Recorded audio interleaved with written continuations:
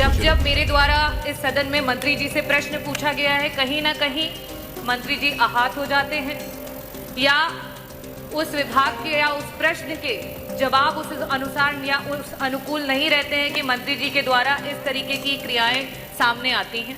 अध्यक्ष महोदय, आपका आभार। स्वास्थ्य विभाग से जुड़ा हुआ मेरा प्रश्न था और इससे पहले भी कई बार स्वास्थ्य विभाग का प्रश्न मैंने सदन में पूछा। अध्यक्ष जी, मैं यहाँ आज प्रश्न पूछने के लिए नहीं, अपनी पीड़ा व्यक्त करने के लिए खड़ी हुई हूँ, क्योंकि इससे पहले भी कई बार स्वास्थ्य विभाग माननीय मंत्री जी हैं, उप मुख्यमंत्री एवं स्वास्थ्य मंत्री जी, और जितनी मेरी आयु होगी उतना अभी तक का मंत्री जी का राजनीतिक सफर रहा हुआ है, बहुत ही एक्सपीरियंस्ड है।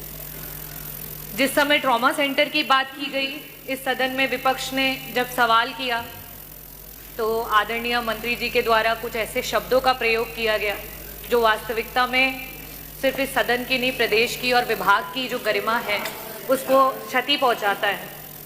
मैं आपका संरक्षण चाहूँगी अध्यक्ष जी।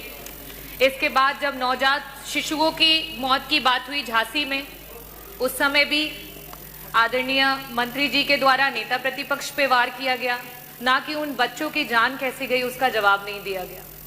अभी हाल फिलहाल में वापस से जब स्वास्थ्य विभाग पे चर्चा हो रही थी तो श्रद्धेय नेताजी पे टिप्पणी की गई, जहां उनसे रिलेटेड कोई बात नहीं थी, और साथ ही साथ एक विशेष धर्म के लोगों पे कॉन्ट्रासेप्शन के ज्ञान को दिया गया, जिसकी यहाँ कोई आवश्यकता नहीं थी।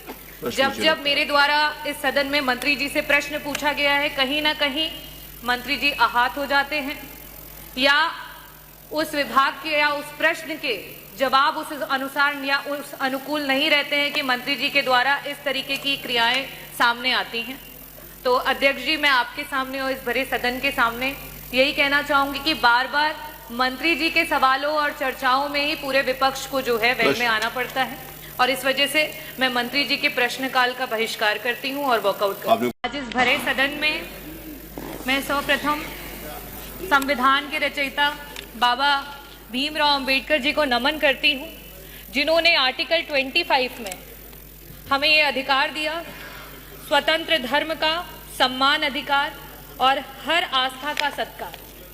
और इसी के नाते आज पूरे देश में और प्रदेश में हमारे बीच में कुंभ का महापर्व जो रहा, उसमें पूरे देश से लोग आए।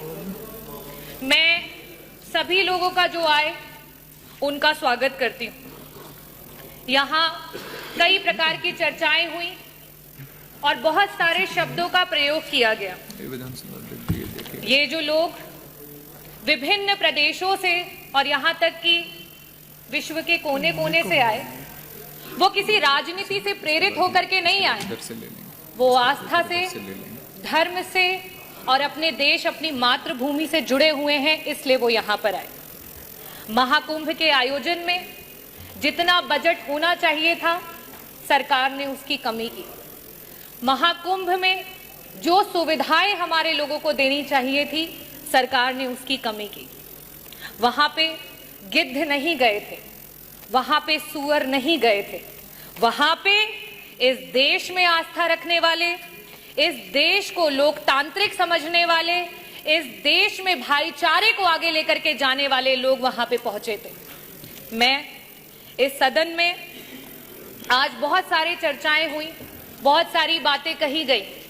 बजट की जबकि चर्चा होती है तो बजट में किस तरीके से डिवीजन होता है उसकी बात होती है।